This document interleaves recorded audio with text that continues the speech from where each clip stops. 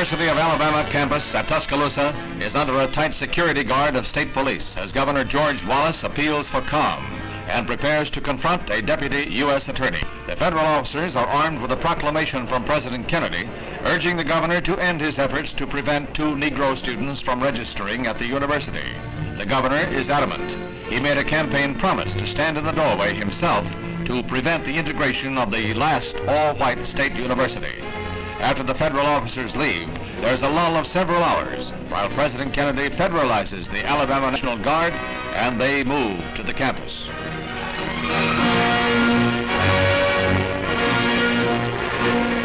Brigadier General Henry Graham arrives to tell the governor, "It's my sad duty to ask you to step aside on orders of the President of the United States." The governor yields to federal authority, but promises to continue what he terms a constitutional fight. There was no untoward incident at any time during this confrontation of state and federal authority.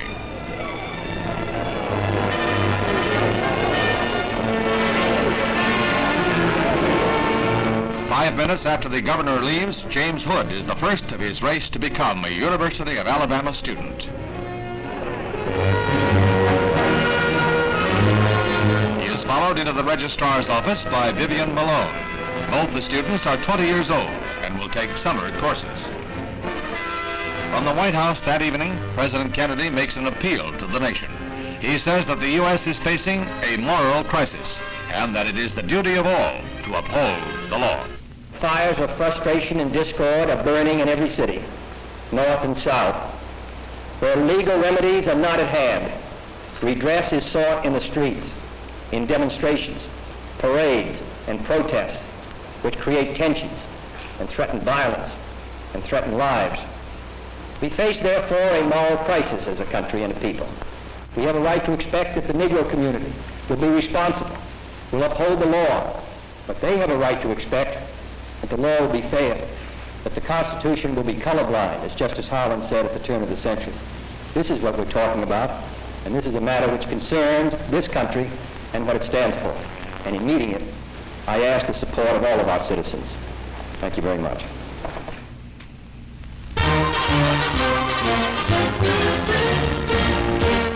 France opens her 25th annual air show by unveiling some radical craft. President Charles De Gaulle is on hand to see a truck-carrying helicopter, a giant of a whirlybird designed for cargo handling in peace or war. France is pushing her air development program as part of a campaign to make France a major power on the international scene. Stealing the show is this supersonic fighter that is capable of coming to a dead stop in midair.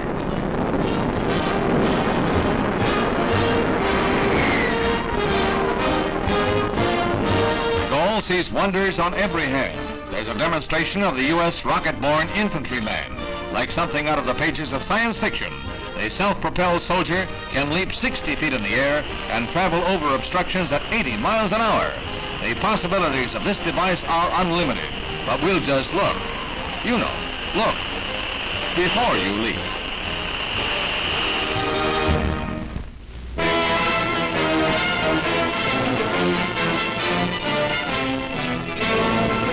June 6, 1944, and the greatest armada in military history is assembled in England for an assault on Hitler's fortress Europe. For this long-awaited D-Day, the Allies have assembled 12,000 planes to protect a surface force of 4,000 ships, all under the supreme command of General Dwight D. Eisenhower, who has British General Montgomery at his side.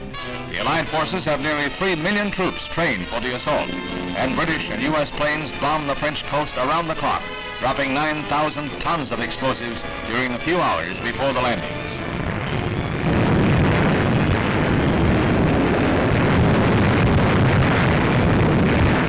An awesome force of 1,000 planes and gliders thrusts deep into France to drop men of the U.S. 101st and 82nd Airborne and the British 6th. Their might darkens the skies over Normandy.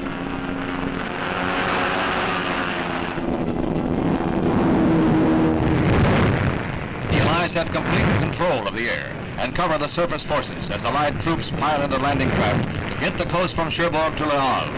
As they prepare to move in, 500 warships lay down a withering barrage. Troops move in aboard LCTs and LSTs and it's the beginning of the end for Hitler's dreams of world conquest. German resistance proves less than was feared, and wave after wave hits the beach. Casualties were heavy in those early hours, but the Allies were on their way to Berlin. The stupendous attack on the fortified coast split the German high command. General Rommel wanted to move his forces to the beaches. Von Rundstedt wanted to wait until the Allies moved inland. When they finally decided on action, it was too late. The beachhead had been firmly established.